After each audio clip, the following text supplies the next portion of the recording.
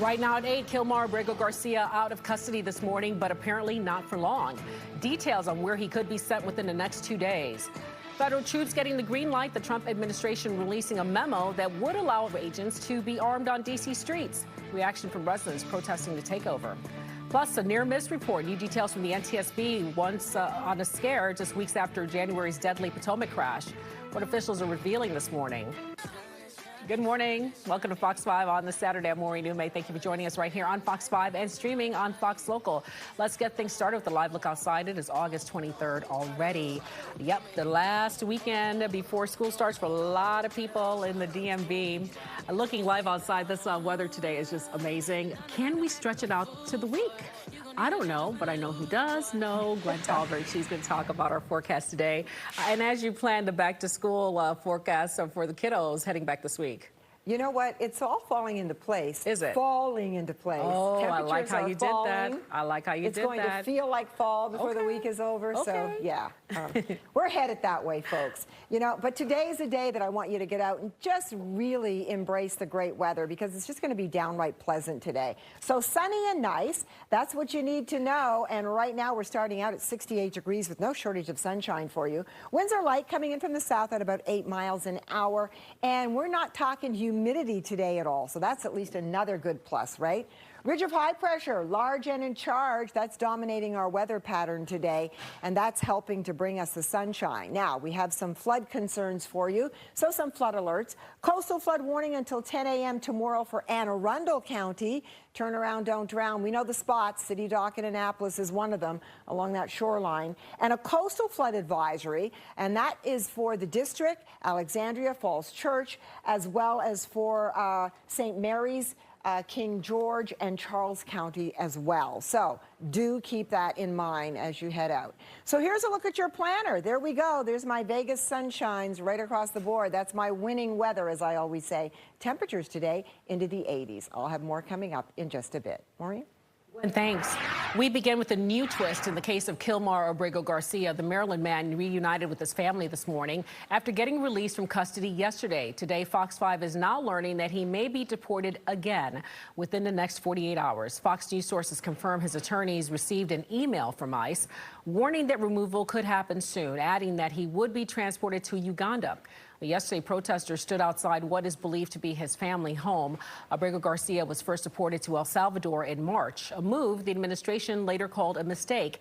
He was then returned to the U.S. and detained on federal human smuggling charges in Tennessee. Well, this morning, attorneys tell us that Abrego Garcia's case is unlikely to be resolved anytime soon. You know, him being returned to Maryland was a battle that was won, but it's not the war.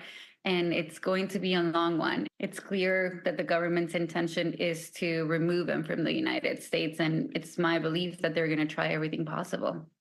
Well, yesterday, Governor Moore and Senator Chris Van Hollen released statements advocating for Abrego Garcia to be given due process. Meantime, DHS Secretary Kristi Noem called the judge, quote, publicity hungry, referring to Abrego Garcia as a gang member and monster, vowing to get him out of the country. In the district, protesters are taking to the streets in Columbia Heights, demonstrating against the National Guard and the federal takeover of D.C. police. Many telling us that they're outraged that National Guard troops will soon be able to carry their service-issued weapons. Fox 5's Shamari Stone has the latest.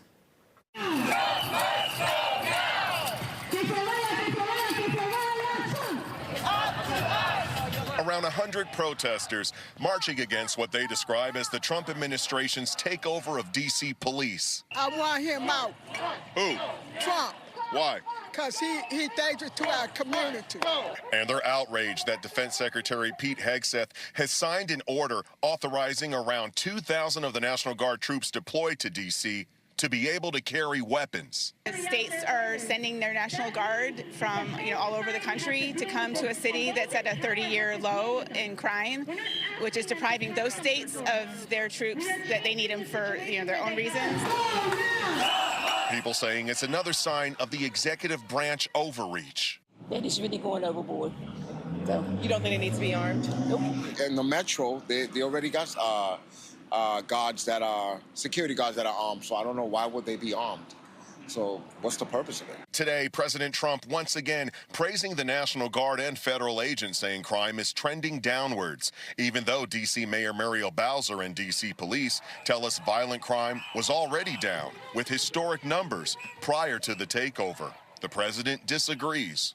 D.C. was a hellhole, and now it's safe. And in fact, I put out this morning, I said, I hate to say this because it doesn't sound very good, but there have been no murders in D.C. in the last week. That's the first time in anybody's memory that you haven't had a murder in a week.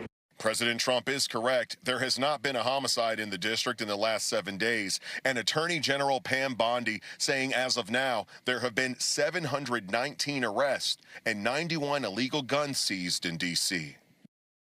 That was our Shamari Stone reporting. Amid the crackdown, Fox 5 has also learned that President Trump plans to ask Congress for $2 billion to, quote, clean up the city. New details this morning on John Bolton, the former national security advisor, is back in his Bethesda home after it was raided by the FBI yesterday. His D.C. office was also searched. We are told it was part of a national security investigation in search of classified documents. Now, that probe comes after longstanding accusations by President Trump that Bolton may have mishandled classified records. You go out and you execute the search warrant. You come back with the evidence. You may or may not go immediately to an arrest, or you may build the case. But this all is a continuation of an investigation of Bolton from the last Trump administration. Well, at this hour, no arrests have been made and no charges have been announced. President Trump claims he didn't know anything about the raid. The Justice Department releasing transcripts and audio of interviews it conducted with Ghislaine Maxwell, the convicted sex trafficker and former associate of Jeffrey Epstein, pushing back on major conspiracy theories. The three big takeaways this morning: Maxwell says she never saw President Trump having inappropriate sexual actions. She adds President Bill Clinton never went to Epstein's island, and Maxwell also claiming that Epstein did not have a client list. The release comes amid growing scrutiny on the Trump administration's handling of the Epstein investigation. Lyle Menendez has been denied parole just a day after his brother Eric was also turned down. Both brothers will be eligible to go before the parole board again in about 3 years. Until then, it is still possible that Governor Newsom could grant them clemency, vetoing the decisions. Now, although the brothers are both convicted in the 1989 murder of their parents in Beverly Hills, they were evaluated by the parole board individually. And yesterday, board members mentioned Lyle's history of breaking rules behind bars. Everything seemed to be going the Menendez brothers' way up until this point. But it's not shocking when you realize how severe the crimes were. The brothers' family released a statement yesterday saying this is not the end of the road and both will go before the board again. Family also says that their habeas petition is under review, which challenges unlawful detentions. Here's a look at some of the other top stories we're following right now in the Fox 5 newsroom. Overnight, the Texas Senate gave final approval to the controversial GOP-backed redistricting maps. The legislation now awaits Governor Greg Abbott's signature and is expected to be signed into law. Republicans say the new map will give them 5 more seats in Congress. It comes after fierce debate in the House forced Democrats to flee the state for several weeks. They finally agreed to come back once Democrats in California pushed their own redistricting plan, but that plan needs voters to approve it. Here at home, the president of Howard University is stepping down. Ben Vinson was only on the job for 2 years. It is unclear why he is leaving. The Board of Trustees appointed President Emeritus Wayne Frederick to return to the top job until the board selects a new leader. Vinson's last day is August 31st. George Mason University is the latest to be in danger of losing federal funding after allegedly violating civil rights laws. The university has now been found in violation of Title VI after a months-long investigation. According to the Department of Education, the school's hiring practices were based on race and gender. This comes as the Trump administration looks to get rid of diversity, equity, and inclusion programs all across the country. The Board of Visitors called this a serious matter and says they are reviewing the proposed steps from the Department of Education. They say they will continue to cooperate fully with federal officials. A charter school in Maryland is closing its doors just days before the start of the school year, leaving parents scrambling. The first day for Excel Academy Public Charter School in Fort Washington was scheduled for Tuesday. We are told a budget shortfall is apparently to blame for that closure. In an email to Fox 5, Prince George's County Public Schools says it is working directly with Excel families to ensure smooth transitions into new schools. Well, this morning, the NTSB is out with a new report on a near miss at Reagan National Airport, another one. Investigators say that back on May 1st, an air traffic controller was doing 3 jobs at once when an Army helicopter got too close to a commercial airliner. The report says the helicopter was within half a mile of that plane while on its way to the Pentagon. That plane and another airliner had to do go-arounds. The near miss came less than 4 months after the deadly Potomac plane crash. A heads up to residents, another juvenile curfew zone takes effect tonight in the district. This new one is along the U Street corridor and lasts through tomorrow. It limits people 17 and under from gathering in groups of 9 or more from 8 p.m. until 11 p.m. Now, this new curfew is in addition to the citywide curfew, which runs from 11 nightly until 6 in the morning. Coming up, 5 Northern Virginia school districts placed on high-risk status with the federal government. The Department of Education says they violated Title IX. After the break, legal experts sharing what this decision means for funding and for students. And Gwen has another look at today's weather as we head to break right now. The live look outside from our wharf cameras. It is sunshine in spades across the DMV. It's looking like a couple of days of it, too. Gwen's got your full forecast after the break.